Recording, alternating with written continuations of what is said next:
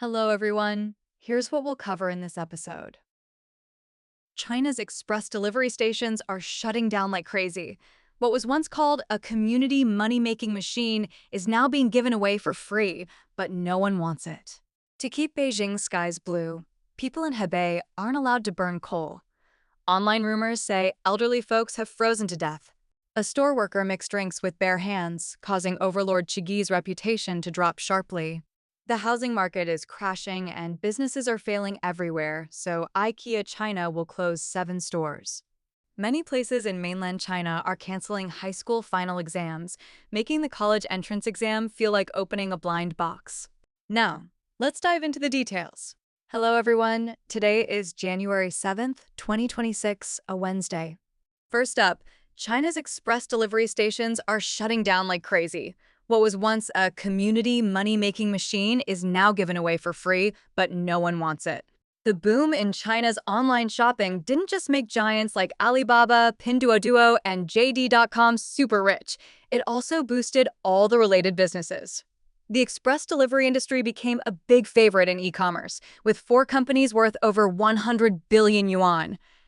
Thanks to that, stations for picking up packages popped up everywhere. Lots of young people without jobs jumped into this new opportunity, but now the good times are gone, and these stations are closing in waves. According to a report from China News Weekly, these stations, once hailed as the last-mile savior and community money-making machine, have turned into a runaway disaster zone and loss-making takeover spot. They're now seen as industry poison that everyone avoids, called 2026's first big closure wave and the worst retreat ever. Some people online even joke, if you hate someone, tell them to start an express station. Sites like Xiaohongshu, Xiaoyu, and 58.com are filled with posts about selling these stations. Many say urgent sale, with prices as low as 10,000 or 20,000 yuan. Some have been up for 2 or 3 months, with prices dropped multiple times, but still no buyers. Bosses desperate to sell make up all sorts of excuses. Family issues, heading back home to rest, wife is pregnant, no one to run the shop, moving on to something else, sad to let go. But the real reason is the same. The business is too tough. Many station owners complain endlessly. If a customer calls the express company's main customer service, even if it's not a complaint, we get fined. In 5 years, my only break was last month when a typhoon hit and all of Guangdong shut down. Each delivery pays 0.35 yuan, with about 80,000 pieces a month on average, but we're still losing money. Finance bloggers Zhang Yiqi and Wang Xiaofeng posted on their WeChat accounts last month using industry data. It shows that last year, out of 187,000 express stations across the country, more than half lost money. The average time they last dropped from 2.3 years to 11 months, with 43% closing in just half a year. Nearly 60% can't make it past 1 year and have to sell or shut down. Express stations in China go back to after Double 11 in 2010. That's when e-commerce giant Alibaba hit over 100 million in sales for the first time, and more than 10 million packages flooded the market. Delivery workers felt the warehouse overload pain of not being able to deliver everything. Small shop owners in neighborhoods, like shoe cleaners, corner stores, and pharmacies, started taking in packages, teaming up with delivery folks to fix the problem. It was way easier than delivery workers knocking on doors over and over or customers waiting at home, so this no-cost start spread fast across China. But these stations became official when Cainiao Station launched in 2013. Alibaba founder Jack Ma became its chairman himself, with a first investment of 100 billion yuan. Soon after, big express companies copied them, spending billions each year to grab spots. Things like SF's Yishoufa, YTO's Mama Station, ZTO's Tuxi Life, and J&T's Linli Station showed up all over. By 2018, the country's express volume topped 50 billion items, putting huge pressure on final deliveries. Stations went from optional to essential, hitting a easy money golden era in 2020. Back then, starting one cost less than a milk tea shop. Many owners bought houses and cars from the profits. Ads for joining shouted, A 10 square meter shop earning $30,000 a month isn't a dream. For express companies, it cut down on delivery stress and fewer complaints about lost packages. For delivery workers, it saved time on door-to-door runs, letting them handle more orders. For customers, they could pick up late after work, better than paying 24-hour fees for lockers. With everyone winning, the number of stations shot up from under 50,000 in 2019 to over 400,000 by the end of 2022, covering nearly every neighborhood in China. Kaniao had more than 170,000, Tuxi Express 110,000, and Mama Stations 70,000. It was normal to see different brands clustered in one area. But the industry's wild growth on easy entry set up a bomb for the bubble to burst. Owners thought they'd just scan packages and collect money while relaxing, but reality brought tears. On top of endless fines, shrinking pay, the worst blow was cutthroat competition from others in the field. Tech blogger Cha Ping wrote in the paper that to snag delivery workers, some owners cut fees in price wars, others gave out free perks or did home deliveries to steal customers, and some reported rivals, leading to post office troubles. Orange is one owner hit by this fierce competition. 5 years ago, she took over a station in a new housing area near a middle school, handling 95% of local packages.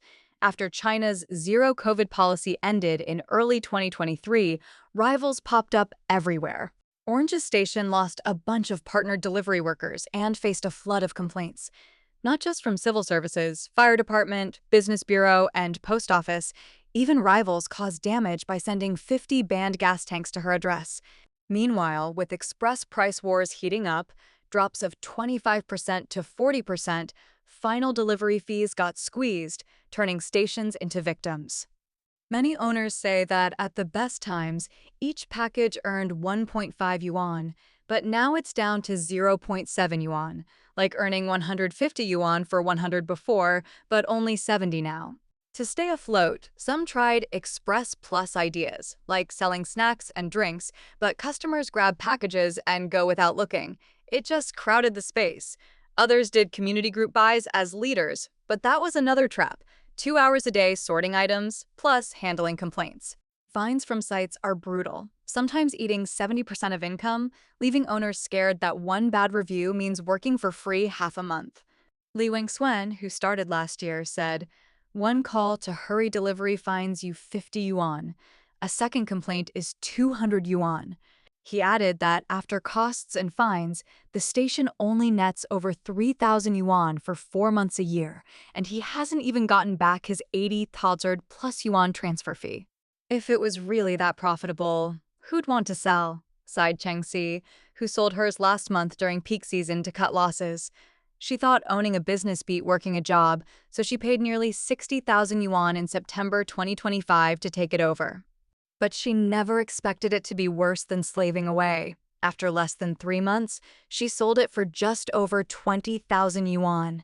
Cheng Si told China News Weekly that the 9 to 10 7-day schedule, 9 a.m. to 10 p.m. every day, left her exhausted. Earning just over 6,000 a month like that? I'd rather get a regular job. Next, to keep Beijing skies blue, people in Hebei aren't allowed to burn coal. Online rumors say elderly folks have frozen to death. In recent years, air pollution in China's capital, Beijing, has been bad. The authorities are controlling it by ordering factories in Hebei to cut back on hours, and winter heating there must switch from coal to natural gas, which costs tens of times more.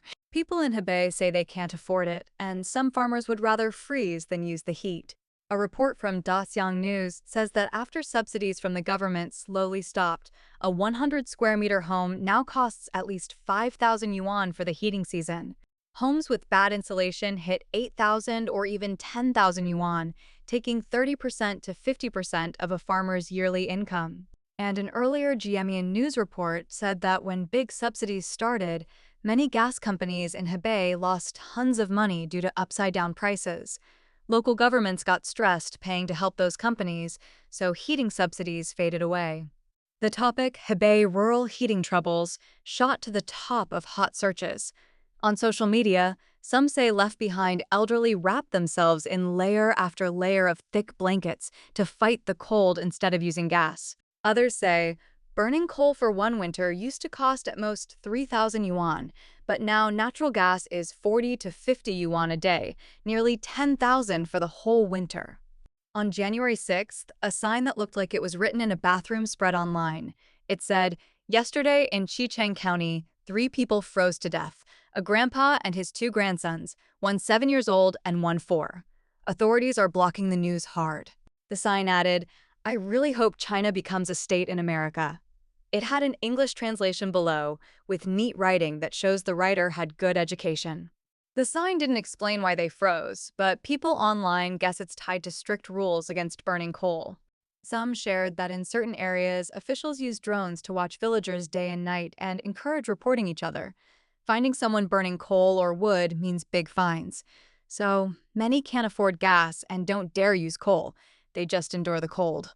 Some use electric heaters now and then for emergencies. Public info shows that starting in 2017, to clean the air, areas around Beijing, Tianjin, Hebei pushed coal to gas and coal to electric projects hard. In Hebei, 18 counties near Beijing in Baoding and Langfang became no-coal zones. Before that, 80% of rural loose coal in Hebei was burned for winter heat. With the heating switch, the government gave subsidies.